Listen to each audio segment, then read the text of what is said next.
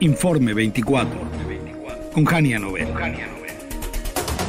En los últimos meses, la movilidad migratoria en la frontera entre México y Estados Unidos ha sufrido un cambio radical en las políticas impuestas por el expresidente Donald Trump, ahora retomadas con aún mayor severidad en su versión recargada, diría yo, en este mandato. Han resultado estas medidas un cierre prácticamente total de la frontera sur estadounidense y esto ha generado una severa crisis humanitaria y política, tanto en el país vecino como en México. En este contexto vamos a platicar con Tonatiuh Guillén López, investigador del Programa Universitario de Estudios de Desarrollo de la UNAM, excomisionado del Instituto Nacional de Migración, expresidente del Colegio de la Frontera Norte, quien ha analizado a fondo las implicaciones sociales, económicas y legales de esta nueva era migratoria. Tonatiuh, qué gusto saludarte, muy buenas tardes. ¿Qué tal, Jania? Muchas gracias por tu invitación, encantado. Al contrario, los honrados somos nosotros, gracias por aceptar. Tonatiuh, has mencionado esto, es tu tema, has platicado, has investigado y has escrito sobre el mismo. ¿Cuál es la diferencia clave entre las políticas actuales y las administraciones anteriores, incluyendo la pandemia que padecimos en el mundo del COVID-19? El gran cambio, Jania, visto desde el lado de la movilidad humana, es su abrupto freno. Si vemos los datos de personas que logran acercarse a la frontera de Estados Unidos y México e intentan un cruce, pues es un fragmento menor, mínimo, en comparación a lo que había hasta hace pocos meses. Y eso significa un efecto muy radical de lo que en general definimos como el cierre de la frontera. Y no es un cierre metafórico, es un cierre que tiene muchas herramientas. Una, la más fea, la más horrible, es la militarización de la frontera, tanto del lado de Estados Unidos como del mexicano, Jania. Creo que hay que subrayarlo. México está haciendo su parte como aparato de contención en la mera línea fronteriza a través del Ejército y la Guardia Nacional. Y nunca habíamos tenido un cuadro así. Y además se suma lo que Trump ha denominado emergencia nacional en la frontera, que implica pues un trato distinto de las personas. Ya no son migrantes o refugiados, sino invasores, amenazas de la seguridad de Estados Unidos. Pues ya es otro piso, ya es otro escenario. Claro. Y además, no contento, cancela y cierra los procedimientos de refugio. Entonces no hay manera, Jania, ya de una interacción que no era la ideal, pero no era ajena a derecho, que es la de las personas en su capacidad de solicitar protección internacional a cualquier país, incluido México. Entonces eso retrata el cambio total de exclusión, que es como el paquete 1 de las obsesiones de Trump, racistas y xenófobas. Y ahora viene el paquete 2, Jane, que es muy crudo, también es tremendo lo que está en curso de fortalecer el aparato de detenciones y de expulsión de extranjeros en situación irregular en Estados Unidos, que es la otra gran obsesión de Trump. Lo tiene ahora muy ocupado, pero su límite ya lo alcanzó. El límite operativo no está en su horizonte de esas millones de personas que anunció. Sigue siendo un escenario muy grave en curso, pero pequeño en relación a lo que quiere. Entonces vamos a ver en el próximo semestre, Jania, las cosas más terribles de detención, de expulsiones, de maltrato, de violación de derechos, que van a afectar ahora sobre todo a personas que tienen largo tiempo de vida en Estados Unidos. Y ese cuadro tiene todos los elementos de enorme drama.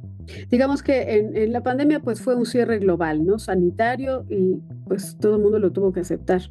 Ahora es un cierre selectivo ideológico, militar, jurídico, Correcto. Y esta distinción pues atenta, ¿no?, contra todo el derecho de la humanidad, pero esto lo está haciendo Estados Unidos y sus nuevas políticas. Pero aquí en México, Tonatiuh, también han desplegado la Guardia Nacional a la frontera, ¿no? Es un cambio también sustancial en nuestra política nacional, ¿no? Y la paradoja es que seguimos diciendo que tenemos una política humanista. Ahora imagínate si no la tuviéramos, Jania, realmente es una ruptura con la historia mexicana de largo tiempo, incluso cercana con respecto a la protección de personas en situación vulnerable, refugiadas. Es un giro pues obligado y presionado por el gobierno de Trump, pero que México ha aceptado sin mayor discusión y que modifica completamente la política anunciada de respeto de derechos humanos y de humanismo, y ahora estamos del otro lado completamente. E incluso para mexicanos, hay que subrayarlo, teníamos grandes números nuevamente de personas moviéndose al norte, una parte motivada por razones laborales, sin duda, económicas, y la otra, que es la más crítica, es la que se mueve por desplazamiento forzado, sí, derivado de crimen y violencias en las regiones, y que las personas tienen que salir de sus lugares, y uno de los espacios que buscaron pues fue Estados Unidos, y ahora tampoco van a encontrar esa opción, sí. y seguramente vamos a tener personas en situación muy crítica en las ciudades del norte, que ya las tenemos, o en otras grandes ciudades como la Ciudad de México, Monterrey o Guadalajara. Ahí hay un escenario de movilidad interna en condiciones muy difíciles que tampoco le estamos poniendo atención. Entonces me dices, supuestamente con esta política humanista, pues lo concreto en términos reales no es así, es una política de doble cara. Humanitariamente estamos viendo esta población migrante varada, ¿no? En condiciones extremadamente vulnerables, como nos lo dices tú. Casos como Tapachula, aquí incluso la Ciudad de México, el centro del país, Tijuana. ¿Qué repercusiones, qué consecuencias has visto, has medido de esta política en México, consecuencia también de la de Estados Unidos en términos económicos? Humanitarios, bueno, pues lo estamos viendo, la gente sufriendo, la gente en la calle. Exacto. Y en términos económicos, Tonatiuh. Hay una parte que ya es muy clara en el debate público, en Estados Unidos sobre todo, y que es la afectación directa de la economía de ese país. En los últimos 5 años, un dato que está muy conocido y es oficial, el 80% del crecimiento de la fuerza laboral de Estados Unidos se explica por inmigración. Esto, dicho claramente, quiere decir que la economía de Estados Unidos no puede crecer sin inmigración. No se puede tener, en otras palabras, una política extraordinariamente agresiva contra inmigrantes y al mismo tiempo pretender que la economía crezca. Es una contradicción total. Y eso es lo que está en el escenario de muchos sectores económicos allá, como es el agrícola. Es importantísimo el trabajo de migrantes, en el sector de la construcción, también fundamental, en servicios, y son sectores de gran impacto para el conjunto de la economía de ese país, y que si efectivamente se avanza en deportaciones de escala mayor, el costo humano es elevadísimo, pero el costo económico, la irracionalidad económica, es también de escala mayor. Y en el caso de México, Jania, tenemos población que también que busca o buscaba la alternativa a Estados Unidos, y que la economía mexicana no está creciendo. Entonces ese cuadro crítico creo que se nos va a acentuar también hacia el segundo semestre. La economía mexicana no se le ven buenos tonos en ni en el año que viene. Entonces sí tendremos pues tonos de pobreza y de insatisfacción de lo básico para las familias, y no es un pronóstico nada bueno, es muy negativo lo que viene. Nada alentador. Y bueno, todavía si le sumamos el tema de las remesas que ya disminuyó, Correcto. me parece que esta caída no la habíamos visto desde hace años, ¿no? Este 12% que cayeron las remesas y todavía va a ser peor aún si le ponen este impuesto al 3.5% a las mismas, con la imposición también que pretenden de no puedes depositar, no puedes transferir, no puedes mandar dinero a otro país si no eres ciudadano estadounidense.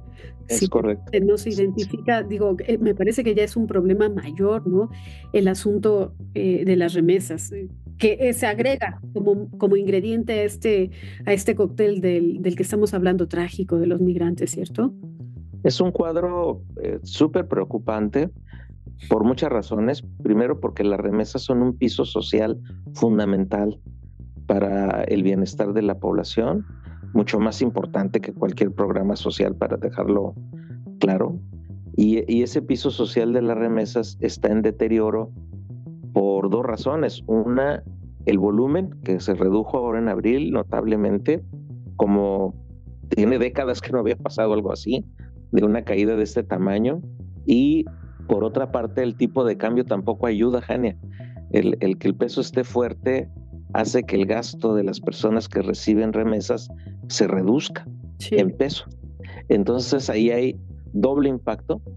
Y el tercer impacto es macroeconómico, porque las remesas forman parte del equilibrio de los flujos financieros de México con el exterior, a través de la balanza de pagos. Y si hay menos dólares, también hay un problema delicado que ya nos ha pasado en otros años y que se vuelve un obstáculo adicional para el crecimiento económico en el país. Entonces no está simple el asunto. Tonatiuh, te agradezco muchísimo el análisis y por supuesto seguiremos al habla porque creo que tenemos que seguir hablando del tema, platicando del tema, puntualizándolo y pues dándole también a las autoridades alguna otra visión de propuestas, de sugerencias de qué hacer. Creo que se están quedando cortos y con las manos cruzadas. Muchas gracias, Jania. Encantado de saludarte. Igualmente, Tonatiuh. Ahí lo tienen. El análisis bastante complicado, el tema. Tonatiuh Guillén, expresidente del Colegio de la Frontera Norte, también excomisionado del Instituto Nacional de Migración y académico. Vamos a hacer una pausa, regreso de inmediato, no se vayan. Aquí seguimos.